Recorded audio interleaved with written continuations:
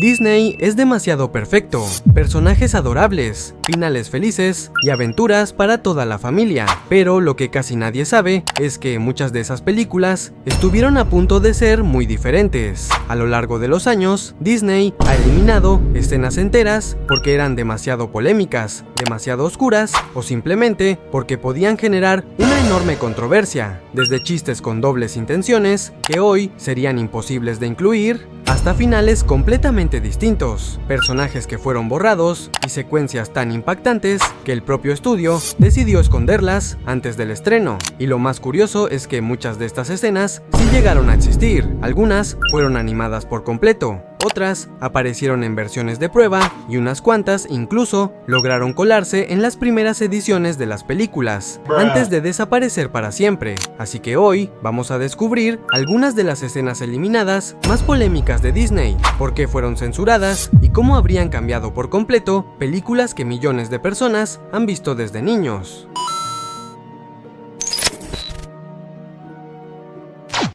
Un saludo a todas estas personas que han apoyado en los shorts. Si quieres un saludo, solo deja tu like y un comentario, así de sencillo. De paso, suscríbete y sígueme en TikTok. Ahora sí, vamos con el video.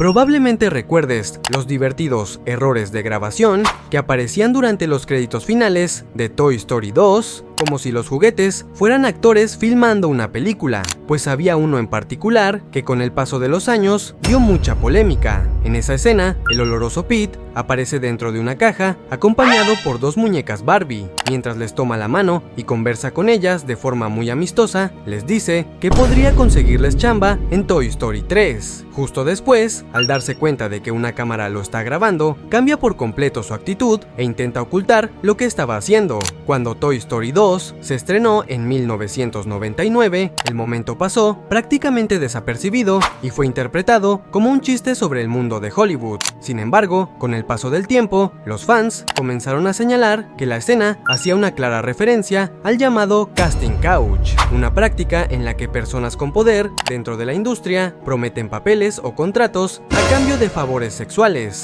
Todo cambió en 2017 con el movimiento Me Too, que sacó a la luz numerosos casos de abuso y acoso dentro de Hollywood. A raíz de ese contexto, Disney y Pixar consideraron que la broma ya no era apropiada y decidieron eliminarla por completo de las nuevas ediciones de la película. Desde entonces, esa escena ya no aparece en las versiones digitales, en Disney Plus, ni en las reediciones más recientes de Toy Story 2, convirtiéndose en una de las escenas eliminadas más polémicas en la historia de Pixar. You know, I'm sure I could get you a part in Toy Story 3. I'm sorry, are we back? Oh, all right, girls. Lovely talking with you. Yes, anytime you'd like some tea. En la versión original, Stitch secuestraba un avión comercial Boeing 747 para escapar de los villanos. La persecución se desarrollaba a toda velocidad entre los rascacielos de una gran ciudad, con el enorme avión pasando peligrosamente cerca de los edificios mientras intentaba esquivar a las naves alienígenas. Sin embargo, todo cambió tras los atentados del 11 de septiembre de 2001. Aunque la película aún no se había estrenado, Disney comprendió que una escena protagonizada por un avión volando entre edificios sería demasiado sensible para el público en ese momento. En lugar de simplemente cortar la secuencia, el estudio tomó una decisión mucho más costosa: rehacer prácticamente todo el clímax de la película. El Boeing 747 fue reemplazado por la nave espacial del Capitán Gantu y la ciudad desapareció por completo, siendo sustituida por las montañas y el paisaje tropical de Hawái. Esto obligó a los animadores a modificar fondos, planos e incluso varias tomas completas para que la persecución siguiera funcionando con el nuevo escenario. El resultado fue el final que todos conocemos hoy. Aunque la esencia de la persecución se mantuvo, la versión original nunca llegó a las salas de cine y se convirtió en uno de los cambios más grandes que Disney ha realizado en una película poco antes de su estreno.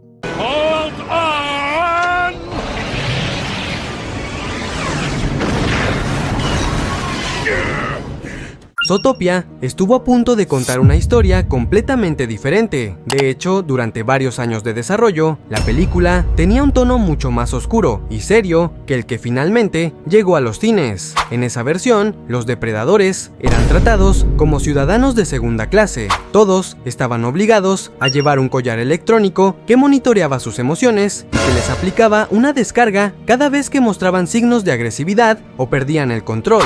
Vivían bajo vigilancia constante simplemente por haber nacido depredadores. Lo más sorprendente es que esta idea no se quedó solo en el papel. Disney llegó a producir arte conceptual, animaciones de prueba e incluso escenas completas con esta versión de la historia. En ella, Nick Wilde era el protagonista y la trama se centraba en cómo los depredadores sufrían discriminación y miedo por parte del resto de la sociedad. Sin embargo, conforme avanzó el desarrollo, los propios realizadores se dieron cuenta de que la película transmitía un mensaje demasiado pesimista para el público familiar. En lugar de inspirar esperanza, hacía que el espectador sintiera la injusticia desde el inicio y resultaba mucho más difícil conectar con la historia. Por esa razón, Disney decidió reiniciar gran parte del proyecto. Judy Hopps pasó a convertirse en la protagonista, el collar fue eliminado por completo y la discriminación dejó de centrarse únicamente en los depredadores para convertirse en un tema más amplio y equilibrado.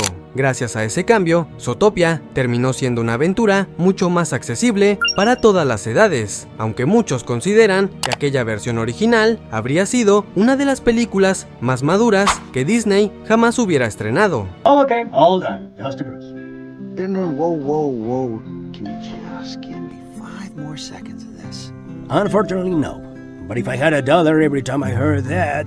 Yeah, you'd be the richest mammal in Zootopia. Hoy es imposible imaginar a Woody como otra cosa que no sea un líder leal y un buen amigo. Sin embargo, en las primeras versiones de Toy Story, su personalidad era completamente distinta y mucho más desagradable. En los primeros storyboards y animaciones de prueba, Woody era un personaje arrogante, agresivo y bastante cruel con el resto de los juguetes. No solo estaba celoso de Buzz Lightyear, sino que constantemente humillaba a sus compañeros, los trataba con desprecio y actuaba más como un villano que como el protagonista de la historia. La escena más polémica ocurría cuando intentaba deshacerse de Buzz. En lugar de que todo fuera un accidente, Woody prácticamente lo empujaba con la intención de quitárselo de encima, mostrando muy poco remordimiento por lo que acababa de hacer. Su actitud era tan antipática que resultaba casi imposible ponerse de su lado. Cuando los directivos de Pixar y Disney vieron esa versión de la película durante una proyección interna en 1993, la reacción fue un desastre. Consideraron que Woody era tan desagradable que el público nunca lograría empatizar con él. La situación fue tan grave que la producción se detuvo casi por completo y el equipo tuvo que replantear la historia desde cero.